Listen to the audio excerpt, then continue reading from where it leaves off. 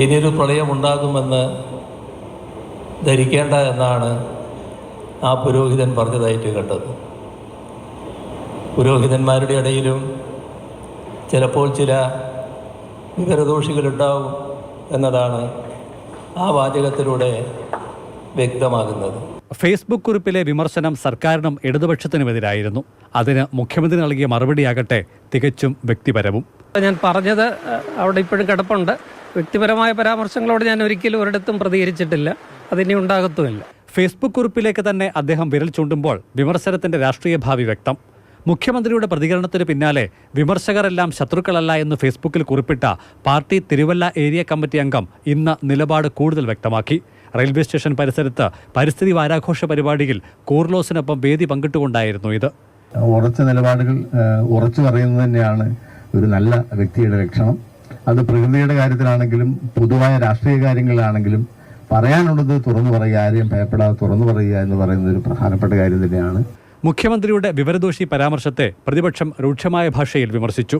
സർക്കാരിനെ വിമർശിക്കുന്നവരെല്ലാം വിവരദോഷികളാണ് എന്ന് പറയാനുള്ള ഈ ധാർഷ്ട്യം, ഇത്രയും കനത്ത ആഘാതം ജനങ്ങളിൽ നിന്ന് കിട്ടിയിട്ടും പിണറായി വിജയൻ അത് മാറ്റിയിട്ടില്ല എന്നത് വിസ്മയിപ്പിക്കുന്നു. താമരശ്ശേരി ബിഷപ്പിനെ നികൃഷ്ടജീവി എന്ന് വിളിച്ച ആ കാലഘട്ടത്തിൽ നിന്ന് ഇത്രയും വർഷങ്ങൾക്ക് ശേഷവും അദ്ദേഹം ഒരടി പോലും മാറിയിട്ടില്ല.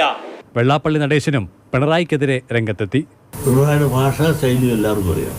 അപ്പോൾ ആ ഭാഷാ ശൈലി കൊണ്ട് മാത്രം ആണ് ഭരണം പോയതിൽ വികാരം ഉണ്ടായി എന്ന് പറഞ്ഞാൽ അത് ഞാൻ വിശ്വസിക്കുന്നില്ല. പിന്നെ കൂടെ ഇരിക്കുന്ന ഒരുപാട് പേരുണ്ടല്ലോ, അവരുടെ ശൈലി കൂടെ നന്നാക്കാൻ പാടില്ല. വിവാദ പരാമർശം തിരുത്താൻ മുഖ്യമന്ത്രിയെ പോലൊരാൾ മടിക്കരുതെന്ന് സത്യദീപം മുൻ എഡിറ്റർ ഫാദർ പോൾ തേലക്കാട്ട് പ്രതികരിച്ചു.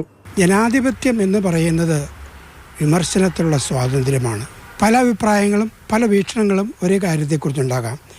അത് കേൾക്കാനുള്ള മനസ്സില്ലാത്തവർ ജനാധിപത്യത്തിൽ ജീവിക്കുക അത്ര എളുപ്പമല്ല. ക്രൈസ്തവ സഭകളോട് എന്തുമാകാമെന്ന ധിക്കാരമാണ് മുഖ്യമന്ത്രിക്കെന്ന് Kerala council of churches general secretary പറഞ്ഞു.